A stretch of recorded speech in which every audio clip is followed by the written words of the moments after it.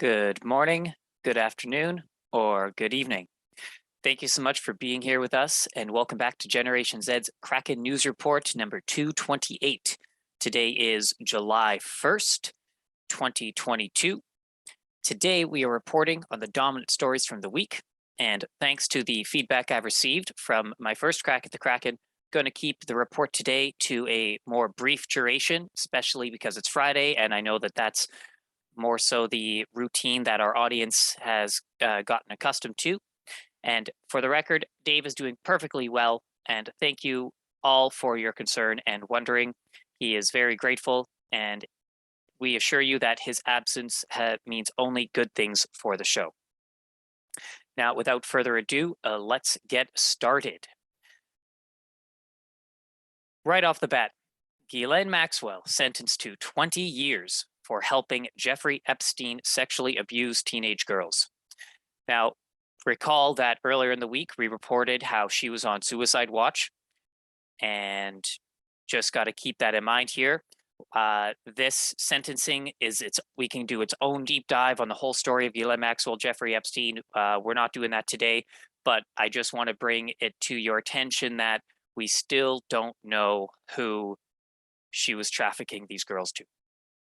So just keep that in mind. We are going to do a deep dive on this whole topic later on. You please actually review the videos that Dave did if you want a bit of a laugh on Prince Andrew's interview.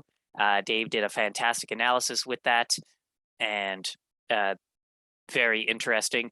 But we'll continue on with the news for today. Next up, we have from CTV News, R. Kelly sentenced to 30 years in sex trafficking case from the Associated Press.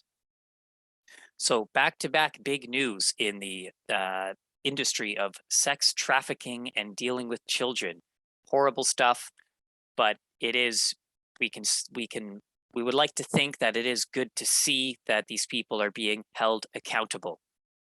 So R. Kelly, 55 years old, he didn't give a statement and he showed no reaction on hearing his penalty. We don't need to get into the details of this story. This has been beaten to death, but this is just what happened on this week. So interesting to see.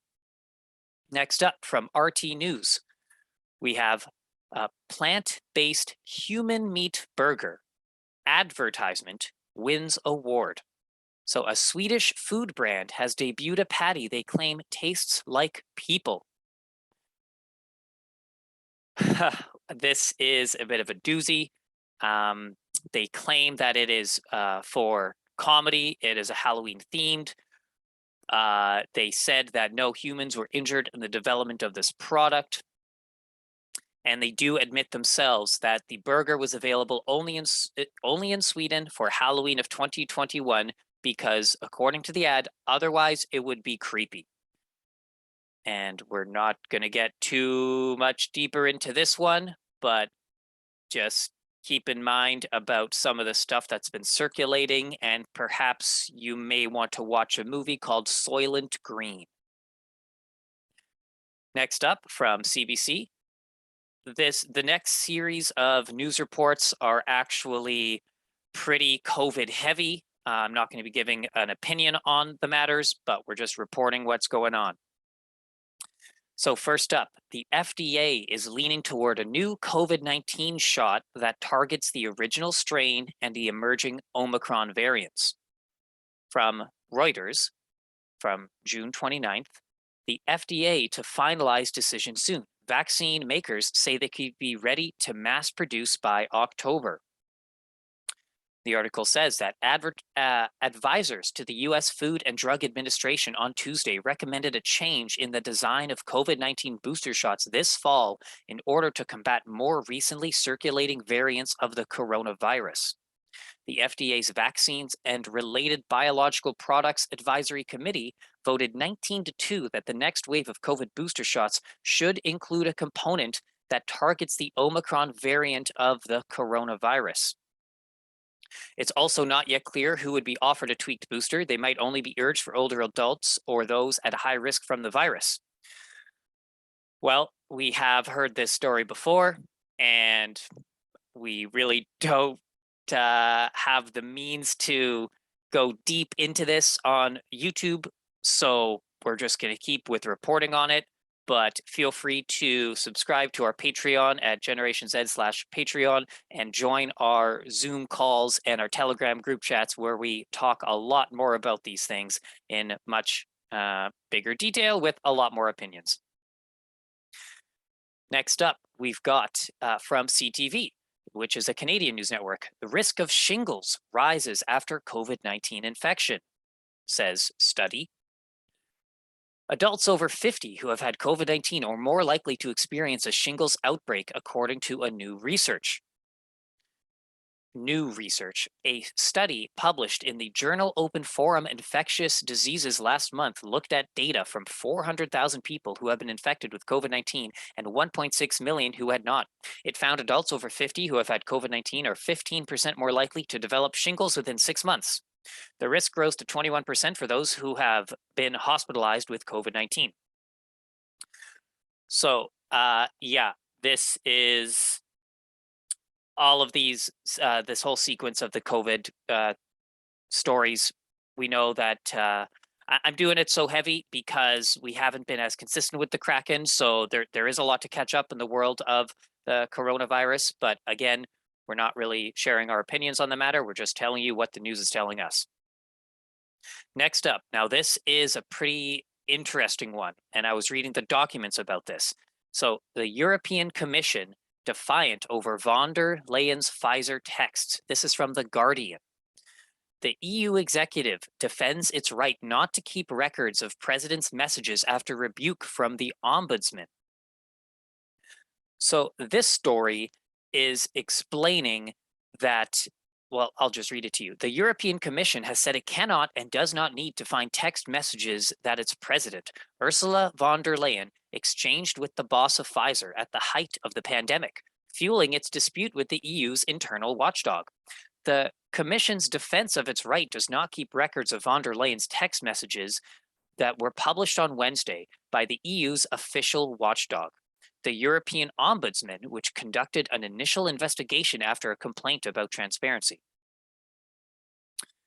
In a sharp rebuke issued in January, the Ombudsman, Emily O'Reilly, accused the EU executive of maladministration. She said text messages concerning EU policies and decisions should be treated as documents subject to EU transparency rules. Now, this whole scenario, this saga, it is known as DeleteGate. And this arose after the New York Times reported in April 2021 that von der Leyen had exchanged text messages with the Pfizer chief executive, Albert Bourla, forging a relationship that unlocked lucrative deals for life-saving coronavirus vaccines. Now, there was a specific quote that I'm going to try to find for you that was actually on Disclosed TV, where they said that text messages aren't important. So very interesting that they claim after the investigation or in their defense that text messages don't show anything in relations to creating deals, yet the New York Times report that is highlighted in this Guardian article was actually called text messages and phone calls are the reason why Pfizer and the EU got their vaccine deals.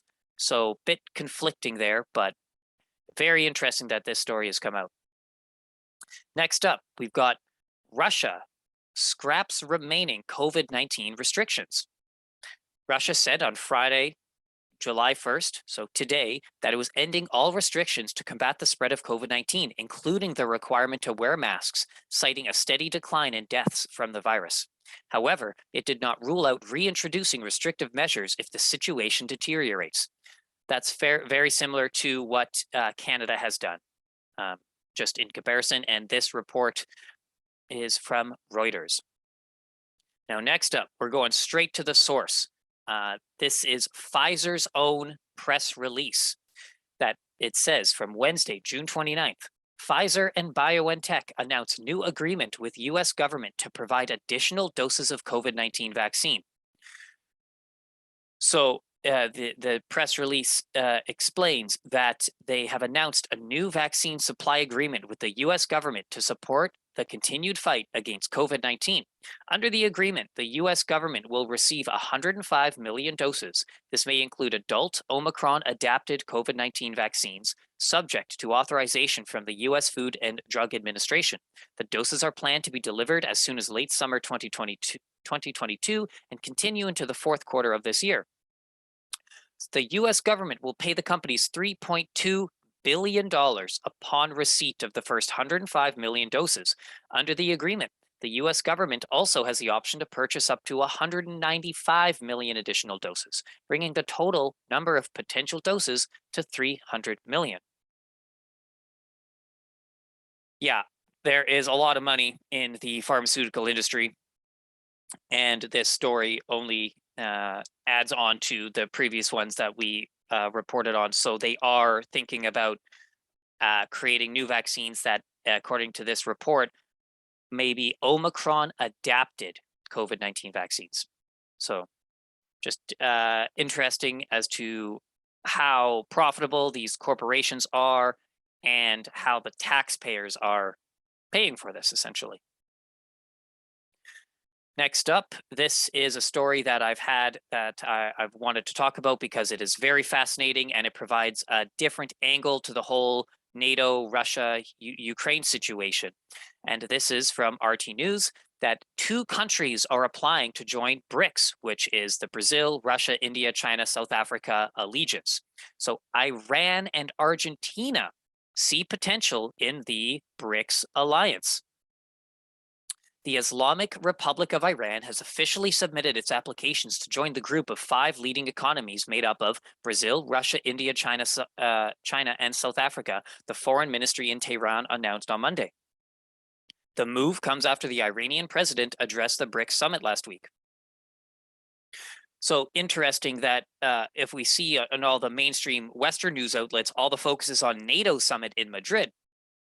But what we haven't really been hearing is that BRICS had their summit as well a week before NATO had their summit. And essentially, BRICS is the rival to NATO and to the Western supremacy, Western system as a whole, the Federal Reserve, the World Bank, the IMF. So for those that aren't too familiar with this, please check out on our Patreon account my series Dose of Reality, where I go deep into explaining the financial infrastructures that we see that are at play, that are kind of the old guard and the new guard,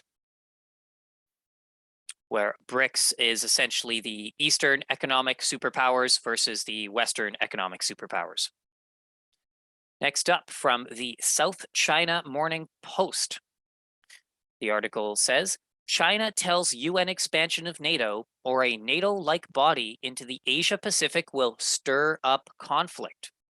So the sub-headlines say that Beijing is concerned US is building an Asian version of NATO as Australia, Japan, New Zealand, and South Korea attend the NATO meeting for the first time.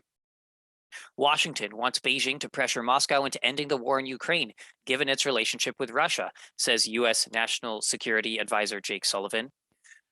So this is a bit ominous because it seems similar to how Russia was warning the Western countries that their NATO expansion into closer to the Russian territory could be provocation and conflict. And here we have China saying the exact same thing.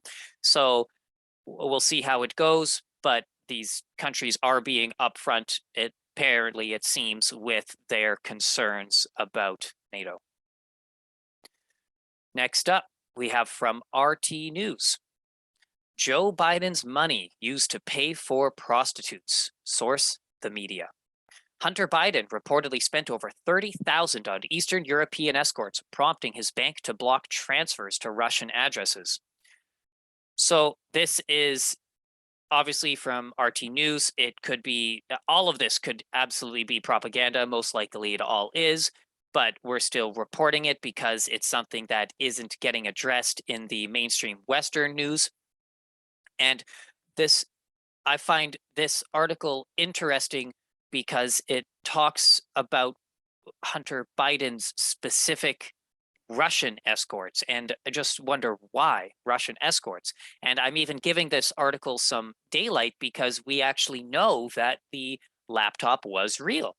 It has been authenticated. So, as reports come out talking about what was discussed through text or on the laptop itself, we have to actually give it merit. So, just keep that in mind. And this article explains that according to the report, Hunter racked up the five-figure bill in a 5-month period from November 2018 to March 2019, when his father was preparing to run for president. During that time, Joe Biden wired his son a total of $100,000, though it is unclear whether he knew what his son was spending the money on. Text messages on Hunter's laptop hard drive purportedly showed conversations with Eva, an employee of an exclusive model agency named Uber GFE. And I feel like that is adequate for covering this story. We'll see what else comes up from this one. Next up, we have from CTV News.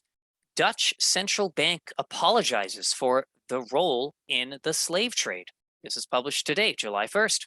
The Dutch central bank, the DNB, on Friday apologized for its role in the 19th century slave trade and said it would fund projects to raise awareness of slavery and to mitigate the effects it still has on people. The quote is from the central bank governor, Klaas Knot. On behalf of DNB, I apologize today to all people who, by the personal choices of my predecessors, were reduced to the color of their skin. He said in a speech at a ceremony commemorating the abolishment of slavery in the Netherlands in 1863. DNB says DNB said it aimed to spend up to 10 million euros in the next 10 years on educational and health projects that could mitigate the lasting effects of slavery. So, obviously connected to the Dutch West India Company, where this article says operated ships estimated to have traded some 600,000 slaves. So it is good that they are acknowledging it and holding responsibility. However, we will see how accountable they truly are and if this even comes from anything. And as a Canadian, I know that apologies can really mean nothing. So we'll just keep that in mind. Next up, we're going to the Daily Mail UK, and I know that this isn't one of the most like mainstream news sources, but this is one of the only ones that seem to be covering this story. And the let's see, I'll find the date for you. This is from June 28th. Senate Sergeant at Arms Michael Stenger, who was in charge of Capitol security on January 6th and who blamed the professional agitators, dies suddenly, hours before the surprise hearing that was moved up because of, quote, safety concerns for Mark Meadows, top aide. So, of course, this is fairly shocking. We're not covering the January 6th committee stuff. We're going to wait for that to die down and report all angles of it because there's multiple testimonies. But this was the story that actually caught my attention the most from all of it. And of course, when somebody dies mysteriously, who's supposed to be a very significant person in the whole situation, you got to ask what happened. You suicided, legit, but it even says his sudden death on Monday came the same day an unexpected additional hearing of the committee investigating the riot was announced. So, yeah, very interesting to see the silence from the Western news about this, and that's why we're going to the Daily Mail for this story. Okay, as you can see in the top bar, I've only got a few more stories left because I'm trying to keep this more compact for our audience. So thank you again for giving me this opportunity, and let's continue. So this is Al Jazeera, and we're looking at the United States kills a senior leader of Al-Qaeda linked group in Syria. U.S. military says it carried out a raid targeting Abu Hamza al-Yemeni, leader of the Al-Qaeda aligned group Haras al-Din. And my first instinct when I saw this was, oh, Al Qaeda is still going on, because that we really haven't been hearing much about it. But unfortunately, yes, there are these terrorist organizations that are still wreaking havoc in various parts of the world. It's awful, but it is happening. And can't really say one. It's really hard to tell, like, who are the good guys, who are the bad guys. It doesn't seem like there's really any good guys and bad guys. It's all so blurred, and we're not going to do a deep dive onto the history of Al Qaeda and all that with the Western intervention. We're just simply telling you that this happened. And the attack on Monday targeted Abu Hamza al-Yemeni, who was a senior leader of Al Qaeda aligned Haras al-Din, while he was traveling alone on a motorcycle, the U.S. Central Command said in a statement. And of course, we even have to question the U.S. Central Command. We have to question the reports, all of this stuff. We're not there on the ground, as Dave says so often, so we don't know what is really going on. We have to be vigilant, and just all we can do is sift through the reports that we're being told.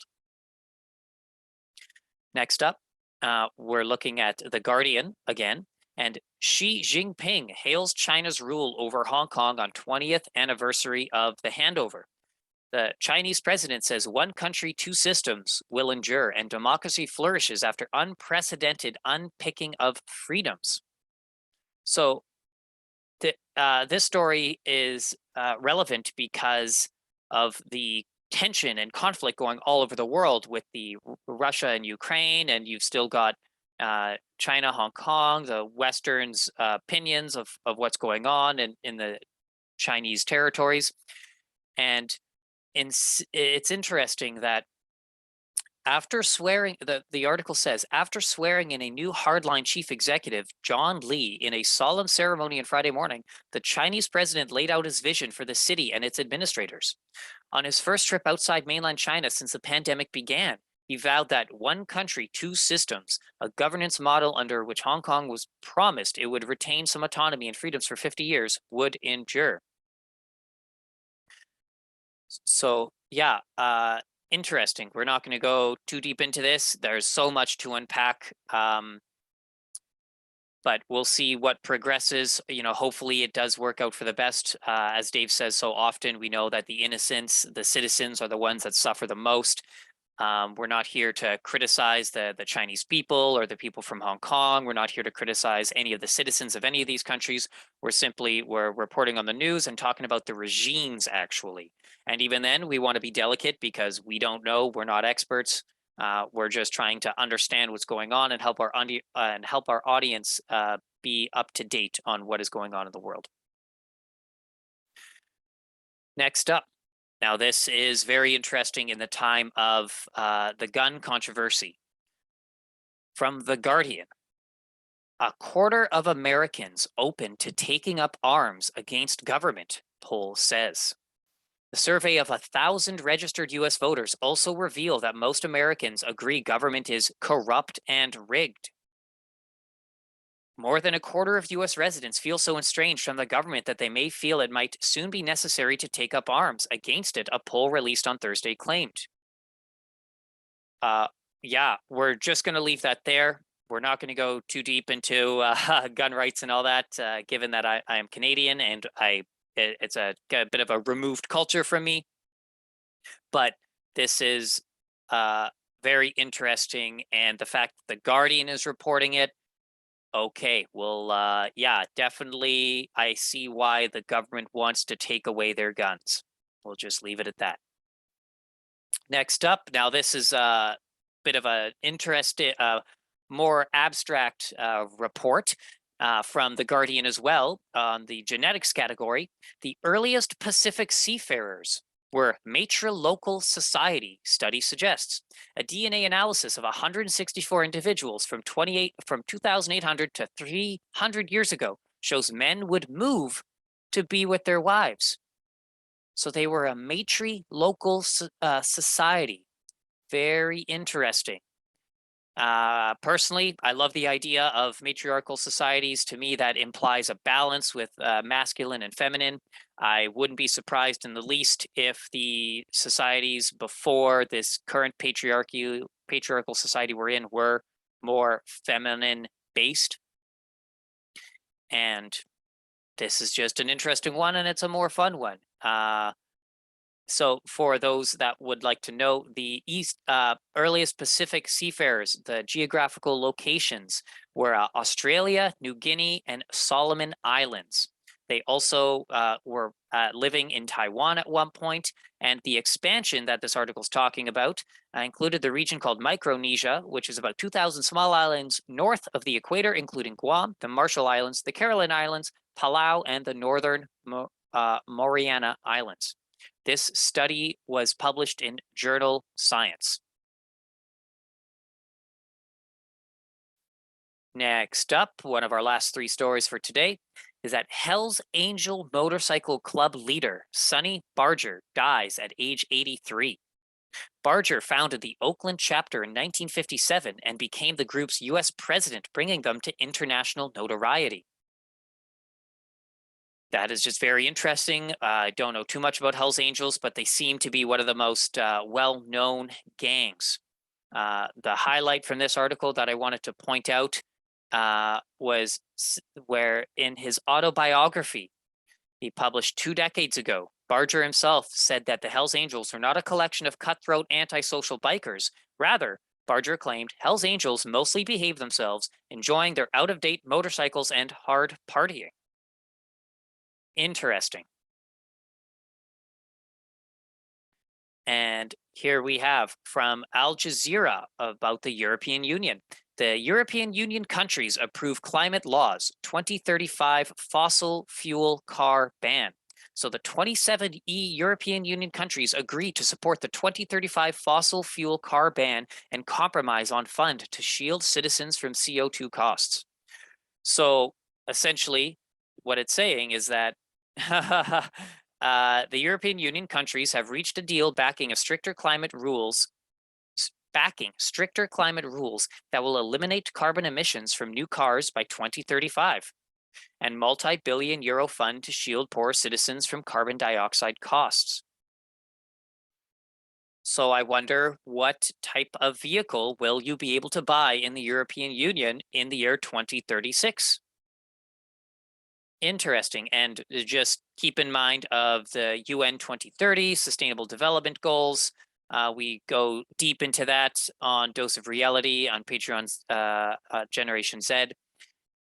So just maybe you want to check that out if you want to learn more about that. Perhaps we can do some public episodes on that, but not for the Kraken. And the final report that we have for today is from The Guardian, and it's about sports. Kevin Durant requests trade from Brooklyn Nets in the NBA bombshell.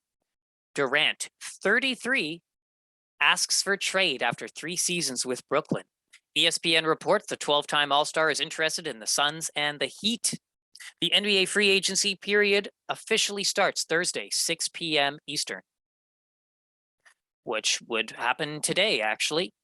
So I am simply bringing this up to our attention because of his age, 33. And if anyone is interested in numerology or gematria, this could definitely have some significance, especially when we're using what Dark Journalist calls the X-steganography, or what Ani Osaru, a friend of the show, refers to as the cryptocracy.